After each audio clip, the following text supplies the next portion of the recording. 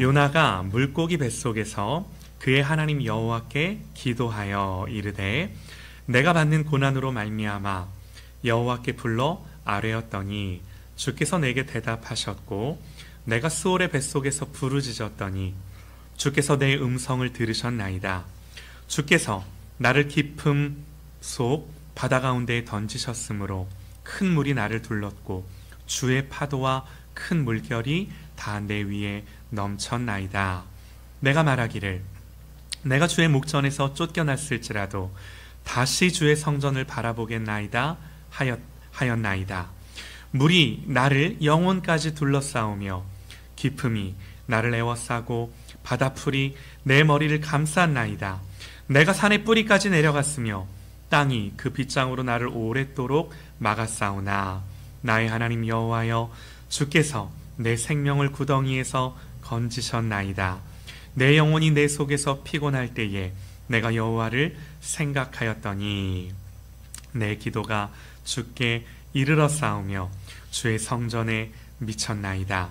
거짓되고 헛된 것을 숭상하는 모든 자는 자기에게 베푸신 은혜를 버렸사오나 나는 감사하는 목소리로 주께 제사를 드리며 나의 서원을 주께 갚겠나이다. 구원은 여호와께 속하였나이다 하니라. 여호와께서 그 물고기에게 말씀하시매 요나를 육지에 토하니라. 아멘. 아멘. 이 시간에 새로운 만남, 새로운 관계 속으로 라는 제목으로 하나님의 말씀 선포합니다. 새로운 만남, 새로운 관계 속으로 라는 제목으로 우리 하나님의 말씀 듣겠습니다. 자, 우리 특별히 우리 어린이들, 자녀들 눈을 크게 떠야 됩니다. 오늘은 그냥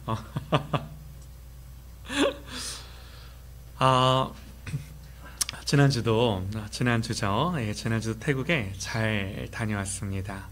기도해 주셔서 너무너무 고맙고 감사합니다. 지난주 태국 비전 트립을 키워드로 좀 표현을 해보면 딱 두 단어로 말씀을 드릴 수 있을 것 같아요. 만남과 관계. 만남과 관계. 이 만남과 관계인데요. 여러분들 만남이 참 중요합니다. 누구를 만나느냐. 또 더 중요한 건 그 만남을 어떻게 발전시켜 계속해서 지속적으로 어떤 관계를 맺어 나가느냐 하는 거는 여러분 우리의 인생에 있어서 너무나 중요한 일들이에요. 왜 중요한가? 여러분 세상 일도 마찬가지고 교회의 사역도 마찬가지죠. 만남은 관계를 만들고 그 관계는 반드시 새로운 사건과 새로운 일들을 만들어내요. 더 중요한 건요, 하나님이 우리를 어떻게 들어 쓰시는가, 우리의 공동체를 어떻게 들어 쓰시는가 했을 때 하나님은 우리를 만나게 하시고 관계를 맺게 하셔서 이 관계 안에서 하나님 나라의 일들을 풀어가시는 줄 믿습니다. 다 그래요. 네, 다 그래요. 이게 참 중요해요. 여러분 성경의 역사를 봐도 그래요. 보세요. 여러분 인류의 시작도 사실은 뭘로 시작이 됐죠? 만남으로 시작이 됐죠. 누구의 만남? 아담과 하와의 만남. 하나님 말씀하셨어요. 사람이 혼자 사는 것이 좋아 보이지 않는다. 내가 너를 위해 돕는 배필을 짓겠다. 그리고는 하나님이 하와를 아담에게로 이끌어 가셔서 만나게 하시죠. 네. 하나님이 주선하신 첫 번째 만남, 그리고 첫 번째 관계. 여러분 여기서부터 모든 인간의 역사가 시작이 된 거예요. 여러분 그래서 우리가 성경의 이야기를 면면히 보면은 사실 수많은 만남들의 이야기예요. 네. 모세와 이드로의 만남. 출애굽기 18장을 보면 모세가 그의 장인 이드로를 다시 만납니다. 이드로는요 모세의 사역 방식을 보더니 조언하며 어떻게 하면 이 공동체를 이 리더십을 갖고 조직하고 관계하며 세워갈 건가, 그 원리에 대해 가르쳐주죠. 여러분 이 만남이 놀랍게도 이스라엘 공동체가 질서 있게 세워지는 이런 변화의 계기가 돼요. 네. 또 다윗과 요나단의 만남, 사무엘상 18장에 이 다윗과 요나단의 만남은 단순히 우정, 친구의 만남을 넘어 하나님의 나라를 향한 연합으로 발전된 걸, 그런 관계가 맺어진 걸 우리가 말씀 가운데 알 수 있는 거죠. 여러분, 요나단은요, 왕의 자리를, 다윗을 향하여 왕의 자리를 내려놓는 겸손으로 다윗을 지지했고, 또 그런 관계를 통해 이스라엘의 왕권이 하나님의 뜻 안에서 사울의 가문에서 다윗의 가문으로 옮겨지는 거죠. 네. 여러분, 또 우연을 가장한 필연의 만남, 룻과 보아스의 만남. 여러분, 룻기 2장에서 룻이요, 여러분 우연히 보아스의 밭에 가게 되는데, 그 만남이 결국 다윗 왕의 족보, 더 나아가 예수 그리스도의 계보로까지 이어지는 만남이 된 거예요. 예, 우연히 밭에 떨어진 이삭 주우러 갔다가 그런 역사들을 하나님이 아주 사소한 곳에서 너무나 중요한 결과물들을 그들이 만들어낸 것이 아니라 하나님이 만들어낸 줄 믿습니다. 여러분, 그러므로 우리에게 사소한 것은 없는 줄 믿습니다. 아멘이에요. 모든 것들이 중요하고 하나님 안에서 새롭게 보이고 새롭게 해석되고, 아무리 사소한 만남도 중요하고, 그런 거죠. 그런 거죠. 여러분, 그저 우연처럼 보이는 일일지 모르지만 이 룻과 보아스의 만남은 하나님 예비하신 섭리인 거죠. 여러분, 우리가 누군가를 만날 때, 우리가 보기에는 아무리 초라하고 사소하다 생각되는 사람을 만나더라도, 여러분, 그 만남이 하나님의 계획된 섭리가 될 때, 그러니까 하나님이 이 만남의 주인이 될 때는 완전히 달라지는 거예요. 관계가 맺어지고 그 관계를 통해 하나님의 나라를 이루는 통로가 되는 줄 믿습니다. 그리스도인은 그렇게 사는 거죠.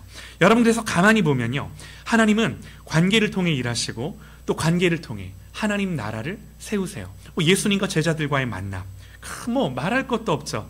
예수님이 제자들을 찾으시며 그들을 찾아오시며 만나시며 한 사람 한 사람을 만나실 때마다 사실은 하나님 나라를 위한 관계 맺음이셨어요. 주님은 나를 따라오라, 이 한마디 말에 인생이 바뀌고 사명이 주어지고. 여러분, 우리 예수님이 또 어떤 말씀하셨냐면 이런 말씀하셨어요. 두세 사람이 내 이름으로 모인 곳에는 나도 그들 중에 있느니라. 여러분, 이 말씀을 단순히 우리의 모임 중에 함께한다, 물론 틀린 말 아니죠. 그러나 여러분, 두세 사람이 함께 모인 모임을 우리는 조금 더 그 의미를 살려서 두세 사람이 함께 만났을 때, 관계했을 때 주님이 함께 하신다, 여러분, 이런 하나님의 약속으로 보면 더 정확한 거예요. 그 뜻이 더 분명해지는 거예요. 하나님은요, 우리의 만남 가운데 그래서 임재하시고 그 관계를 통해 역사하시는 줄 믿습니다. 자, 제가 이런 말씀을 왜 드리는가? 저희가 왜 태국을 방문했는지는 그동안 누누이, 왜 중국 갔다 또 태국 갔는지는 누누이 말씀을 드렸으니까 이제 그 이야기들은 하지 않지만, 태국을 방문하게 된 건요, 표면적으로 보면 한국어 캠프를 돕기 위해, 한국어 캠프를 돕기 위해. 여러분, 우리가 이렇게 생각하시는 분들이 있어요. 아니, 한국어 캠프 그게 뭐 선교야, 예배야, 뭐야? 예배 아닙니다. 네, 어떤 기준으로 보면 선교도 아니에요. 어떤 기준으로 보면 한 번도 복음 전하지 않고요. 근데 이번에는 조금 다르긴 했는데, 순수하게 정말 여러분, 이 캠프에는 예수 안 믿는 친구들이 더 많이 와요. 더 많이 와요.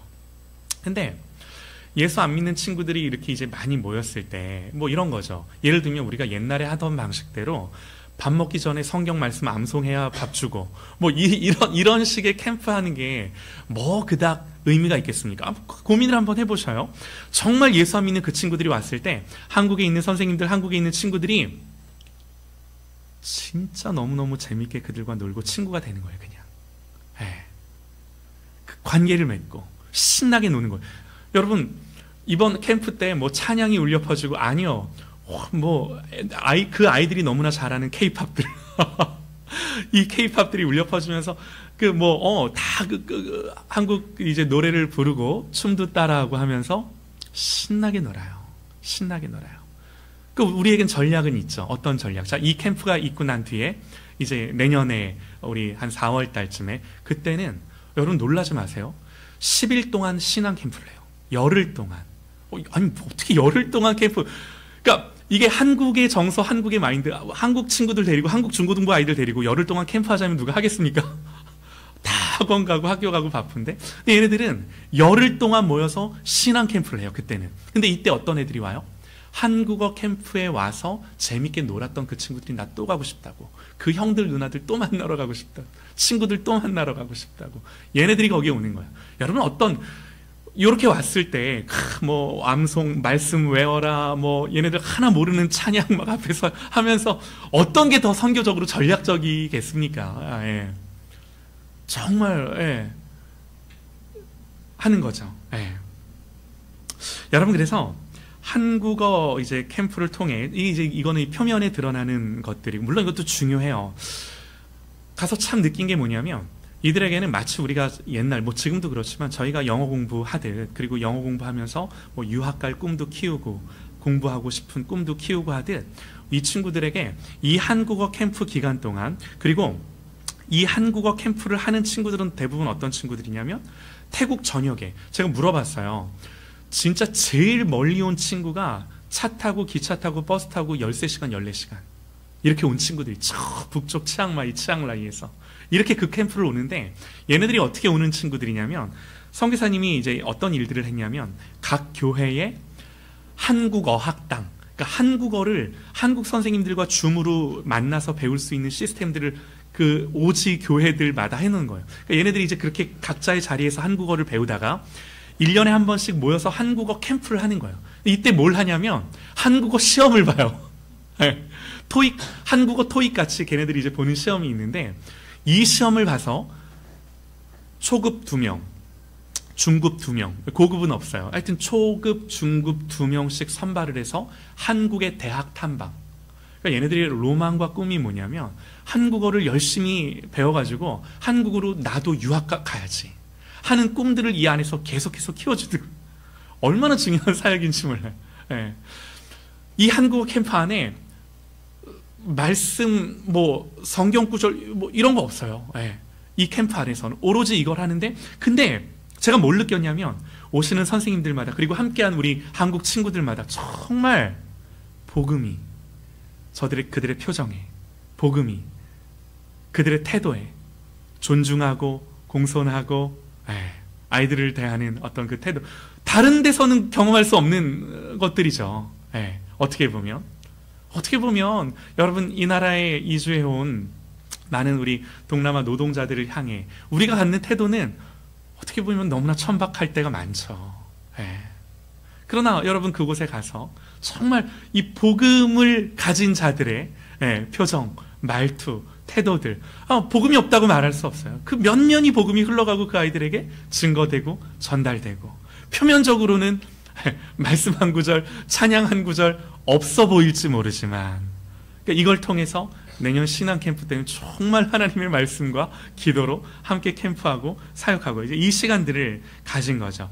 여러분 그래서 이 한국어 캠프를 저희가 이제 돕고 또 하기 위해 다녀온 건데 사실 핵심과 본질이 뭐냐면 다른 게 아니라 만나고 싶었어요. 선교사님들 만나고 싶었고 무엇보다 우리 태국 청소년들, 친구들 만나고 싶었고 여러분 우리가 뭘 하는 것만이 선교가 아니라 정말 이 복음을 가진 자들이 만나는 것이 찾아가는 것이 선교인 줄 믿습니다. 아멘이에요. 저희가 우리 자녀들을 데리고 가는데 가면서 우리 자녀들에게 한 가지 당부한 게 뭐냐면 뭐 사역 잘해라, 말 잘 들어라, 선교해라 이게 아니라 뭘 강조했죠? 친구해라. 잘 놀아라. 재밌게 놀아라. 어떻게 주연아 재밌게 놀다 왔어? 우리 어제 주연이가 이제 비행기 타고 오는데 아빠 가기 싫어요. 계속 논 거야. 월요일부터 그냥 계속 논 거야. 너무너무 잘해. 온 힘과 마음과 뜻과 정성을 다해 놀아야 돼. 재밌게. 여러분 그런데 보세요. 여러분 언제나 그렇듯이 이 모든 것들 가운데 가장 중요한 만남과 중요한 관계가 무엇이겠습니까? 다른 것이 아니라 사실은 우리가 사람을 만나는 듯하고 사실 사역을 하는 것 같지만 사람을 만나고 사역하고 하는 그 모든 것들 속에 사실은 간 우리가 누구를 만나요? 하나님 만나요. 이게 가장 중요한, 우리가 하나님을 만나요. 너무나 감사한 게 뭐냐면, 사실 이 모든 만남, 이 모든 사역 속에, 제 입술이 좀 부르텄는데, 그러니까 이렇게 하는 게 모든 이 일정과 시간들 속에 사실은 하나님과의 만남이 있는 거예요. 가장 중요하죠. 여러분, 우리가 보통 비전 트립을 가보면 이런 거예요.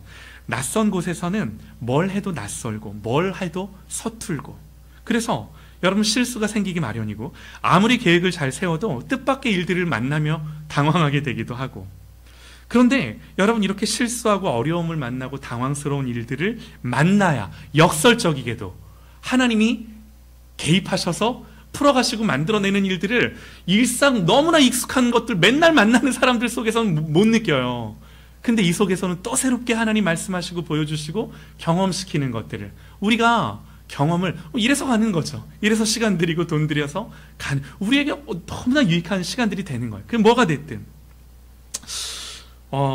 여러분, 한 가지만 좀 나눔을 하면은, 저희가 이제 이 캠프를 다 마치고, 캠프를 마치고 이제 각자 집으로 돌아가는 거예요. 10시간 기차 타고 왔으니 또 10시간 기차 타고 돌아가야 되고, 거기서 이제 데리고, 그들을 드라이브해서 데리고 온 선교사님들도 애들 챙겨서 또 다 데리고 가셔야 되고, 그러니까 한국에서 온 우리들을 챙겨줄 사람이 아무도 없어요. 아무도 없어. 우리가 알아서 이제 택시를 불러서 이제 우리도 우리의 숙소로 가는 거예요. 이제 캠프 마치고 이제 택시를 부르는데, 여기가 이제 시내 외곽이에요. 조금 이제 외곽인데, 저희가 고속도로를 타고 그래도 이제 조금 외곽으로 나가야 되는 그런 곳인데, 택시가 안 잡히는 거죠. 어플로, 카카오 택시처럼 이제 그런 어플로 잡는데, 이게 10분이 지나도 20분이 지나도 30분이 지나도 우리의 요구를 이렇게 받아들여주는 택시 운전사가 하나도 없어. 외곽 지역이다 보니까.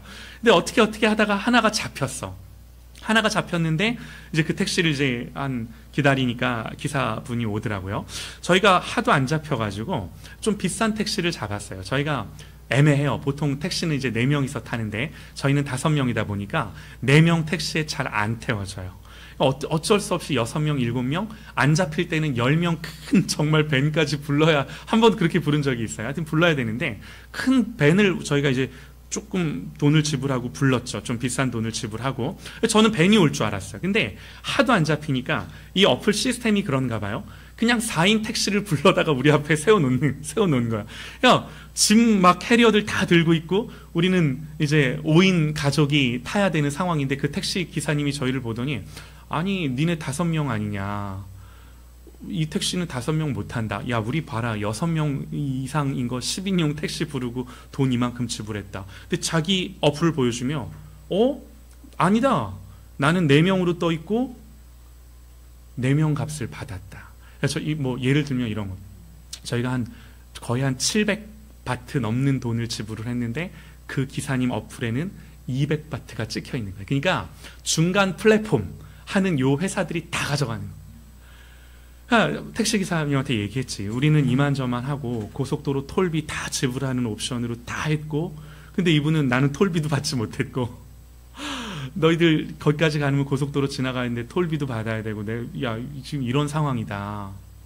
그래서 이제 저희도 속상하고 그분도 속상하고, 근데 어렵게 잡힌 택시를 그럼 돌아가시라 말을 못해. 우리도 빨리 이제 다 이제 가고 없어, 캠프장에. 이제 이 택시라도 타고 우리가 가야 되는 상황인데, 이제 미안하다, 우리가 상황이 이만저만한데 돈을 조금 더 드리기는 할 테니 요렇게 우리가 조금 하자. 요렇게 하고 이제 그 택시를 타고 오는데, 그 택시 기사님이랑 말 안 통하죠. 근데 그럼에도 불구하고 요즘 이제 번역기가 하도 잘 돼 있으니까 번역기 돌려가며 보여주고, 그분도 이렇게 보여주고 하면서 번역을 하는데, 야, 우리가 이 그랩이라는 어플이에요. 카카오 택시처럼. 요 그랩을 이용하지 말고 너랑 나랑 요 카카오톡 같은, 태국 사람들은 라인이라는 그 메신저를 쓰는데, 라인에서 서로 친구가 되자. 앞으로 우리가 택시 탈 일이 많다. 그때마다 우리가 너를 부를 테니 너는 그랩에서 하는 것보다는 많이 받을 테고, 우리도 그거보다는 저렴하게 택시비를 낼 테고. 그래서 그분이랑 다이렉트로 그 후로는 연락하며 몇 번을 이용했죠. 밤에도 이용하고 아침에도 이용하고 낮에도 이동할 때마다 우리로서는 저렴하고 그분도 많이 받으시고. 근데 여러분, 놀랍게도 마지막 날 이제 그분이 우리를 또 태우고 가는데, 그때는 이제 저희 아내랑 저만 있었는데, 그럼 갑자기 이런 말을 해요. 이제 저희 자녀가 셋인 걸 아는 거예요. 맨날 이제 5명 셋 데리고 타니까. 그때 이제 우리 부부 둘만 있는데, 애들 어디 갔냐? 우리 프렌드 하우스에 있다. 우리 친구 집에 놓고 이제 우리는 우리만 호텔로 돌아가는 거다. 그러냐? 그러면서 자기는 딸만 셋이다 하고서 사진을 보여줘요. 자, 여러분 보세요. 느낌이 뭐예요?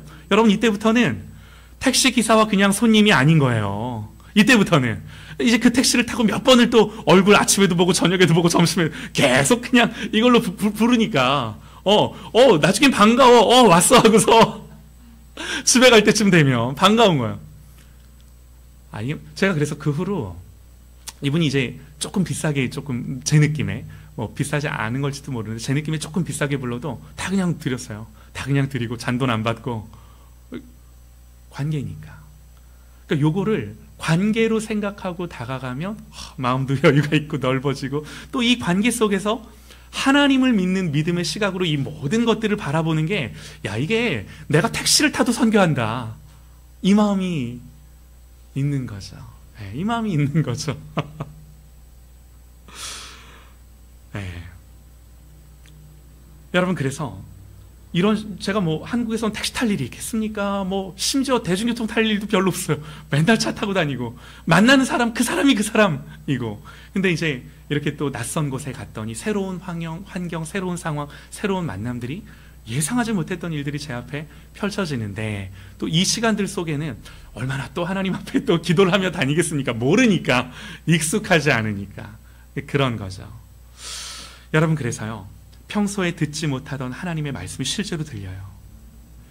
평소에 보던 똑같은 것들이었음에도 불구하고 거기서 새롭게 보게 하는 것들이 있고, 또 거기서 하나님의 살아계심, 선하신 인도하심들, 이것들이 우리에게 통찰되어지고 깨달아지는 거죠. 예. 이런 시간들인 거죠. 예. 여러분, 그래서 오늘 본문에도 이제 이런 은혜가 가득해요. 오늘 말씀에도. 여러분, 하나님이 보세요. 하나님이 요나를 추적해서 쫓아오셔서 만나주셨어요. 요나의 몸이 바다로 던져졌을 때, 여러분, 하나님은요 이미 큰 물고기를 준비하고 계셨고, 마침 물고기가 거기에 있었던 것이 아니라 처음에 하나님 요나를 만나시기 위해, 쫓아가기 위해 폭풍을 준비하셨고, 또 미리부터 큰 물고기를 배에 접근시켜 놓으셨고, 요나가 물에 빠졌을 때 익사하지 않고 받아들이게 하셨고, 한치의 오차도 착오도 없이 그 하나님 손에서 진행되는 일들인 거죠. 그래서 놀라운 게 뭔가? 놀라운 게, 이 물고기 뱃속에서 요나가 기도를 하고 있어요. 네, 익숙한 곳, 새서는 기도하지 않다가도 낯선 곳에서는 하나님 의지하고 바라보게 되는 것처럼. 여러분, 오늘 본문 말씀이에요. 하나님이 니느웨로 가라고 하셨을 때도 요나는 기도하지 않았습니다. 배 밑층에 내려가서 깊은 잠이 들었을 때 이 선장이 네가 믿는 신께 기도하라고, 여러분, 폭풍이 몰아치고 배가 흔들리고 이럴 때도 요나가 기도하지 않았어요. 요나는 한결같았어요. 우리도 비슷하죠. 여러분, 우리가 언제 비로소 기도하게 되는가? 여러분, 우리가 기도하게 되는 최적의 환경이 어디예요? 마찬가지예요. 다른 곳이 아니라 물고기 뱃속에 있을 때, 이 물고기 뱃속과 같은 상황과 환경 속에서 기도하지 말라고 해도 하나님 앞에 엎드리게 되는 게 우리의 본성이죠. 하나님 앞에 우리의 약함이죠. 여러분, 그러므로 중요한 게 뭐겠습니까? 예수 믿는 사람들에게 중요한 게 뭐겠습니까? 여러분, 우리의 인생에 찾아오는 고난의 자리, 낯선 자리, 익숙하지 않은 상황과, 여러분, 우리가 하나님의 자녀일진데, 구원받은 하나님의 거듭난 자녀일진데, 우리의 인생의 어느 순간에도 이 고난이 찾아올 때 놀랍거나 두려워하는 것이 아니라, 하나님이 우리를 찾아오셔서 만나시는 순간이니 엎드리면 되는 줄 믿습니다. 가장 중요한 거예요. 네. 여러분, 요나가요, 하나님의 낯을 피해 다시스로 향하는 배를 탔고 죽음을 경험하고 다시 자신에게 긍휼이 베풀어짐을 보면서 하나님 앞에 자신의 무가치함, 그럼에도 불구하고, 내가 이렇게 죄인임에도 불구하고 나에게 긍휼을 베푸시는 그 존귀하신 하나님을 새롭게 만나고 새롭게 깨닫고 새롭게 보기 시작을 하는 거죠. 여러분, 그래서 놀랍습니다. 뭐가 놀라운가? 요나 자신이 바다 가운데 던져졌을 때 나를 바다에 넣은 것은 뱃사람들이 아니라 하나님이라고 고백을 해요. 그게 몇 절에 나오는가? 3절에 여러분, 요나가 뭐라고 표현해요? 주의 파도, 이런 표현을 해요. 주의 파도. 파도가 자기를 둘러 엎었을 때 그냥 파도가 아니라 하나님의 파도, 주님의 파도라고 말하는 거죠.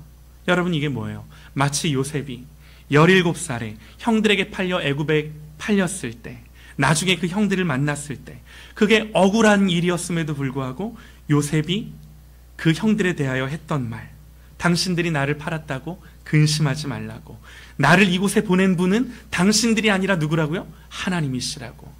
과거가 달리 보이고 역사가 달리 해석되고 자기가 처한 모든 이 상황과 환경이 하나님으로 인해 새롭게 보이기 시작을 하는 거죠. 여러분, 이게 요나에게 있었던 일인 거예요. 관점과 해석과 의미가 달라져요. 하나님 만나면. 이게 너무나 중요하죠. 여러분, 하나님이 이스라엘 백성들 이 광야 40년을 마치고 여러분 약속의 땅 가나안 땅을 목전에 두고 이스라엘 백성들에게 뭐라고 그러세요? 딱 이렇게 말하세요. 네 하나님 여호와께서 이 40년 동안 너로 광야 길을 걷게 하신 것을 기억하라. 아니, 젖과 꿀이 흐르는 이 가나안 땅을 눈앞에 둔 이 시점에 왜 기억해야, 생각해야 별로 좋을 것 없는 그 40년의 광야 시간을 기억하라? 하나님 그렇게 명령을 하시는 건가? 아니, 그냥 덮어두고 이제는 니들이 좋은 땅에 들어가니 다 잊어라, 이렇게 말해야 되는 거 아닌가? 왜 그 힘든 과거를 기억하고 떠올려야 되지? 이유가 명백하죠. 이 말씀 한번 읽어드릴게요. 그 이유가 뭔가? 네가 먹어서 배불리고 아름다운 집을 짓고 거하게 되며 또 내 우양이 번성하며 은금이 증식되며 내 소유가 다 풍부하게 될 때 하나님 말씀하세요. 두렵건대 내 마음이 교만하여 네 하나님 여호와를 잊어버릴까 하노라. 나는 애굽 땅 종되었던, 니들이 종되었던 집에서 너희들을 이끌어낸 여호와 하나님이라. 그러니까 니들 보고 기억하라고. 기억하는데 왜 그 힘든 광야도 하나님 안에서 재조명되고 새롭게 해석되어 그저 아픔과 상처가 아니라, 야, 하나님이 나를 사랑하시는 자리가 그 광야였구나. 이걸로 내 인생 속에 다가올 때 그 과거가 새롭게 조명될 때 새로운 미래가 열리는 거예요. 여러분, 이게 그리스도인의 인생 속에 일어나는 일들인 줄 믿습니다. 아멘이에요. 내 인생의 한순간도 하나님 나를 고아처럼 내버려 둔 적이 없고 내버려짐을 당한 적도 없고 어느 일도 우연히 일어난 일이 아닌 것들이고 이게 다 보이는 거예요. 이게 하나님 손 안에서 일어나는 모든 일들, 그 모든 과정들 보는 거죠. 여러분, 이게 요나에게 있었던 일들입니다. 사랑하는 여러분, 그래서 말씀을 마치는데요, 때로는 여행을 가도 좋을 것 같아요. 정말 낯선 상황과 환경 속에 떨어져 보는 거죠. 때로는 그 속에서 황당한 일, 당황스러운 일도 당해보는 거죠. 그러나 하나님이 또 어떻게 나를 살게 하시고 또 무엇을 경험시키셔서 나를 어떻게 교훈하시는지를, 여기 우리 자녀들 앞으로 참 많은 곳을 다녀보고 많은 것들을 경험하며 그 속에서 하나님들을 누리고 많은 사람들을 만나며 배우고 경험하는 우리 자녀들이 될 수 있기를 간절히 소망합니다. 뿐만 아니라 우리의 일상 속에서 하나님이 때로는 낯선 상황과 환경들을 허락하실 때, 예기치 못한 사건들을 허락하실 때 그 속에서 오늘 이 성경의 말씀을 기억하며 이것이 나에게 재조명되고 새롭게 해석되고 새로운 의미로 다가와 거기서 하나님을 만나고 경험함으로 과거의 새로운 해석을 통해 새로운 미래가 열리는, 여러분, 이런 인생을 살아가는 그런 저와 여러분이 되시기를 간절히 소망합니다. 할렐루야, 아멘입니다.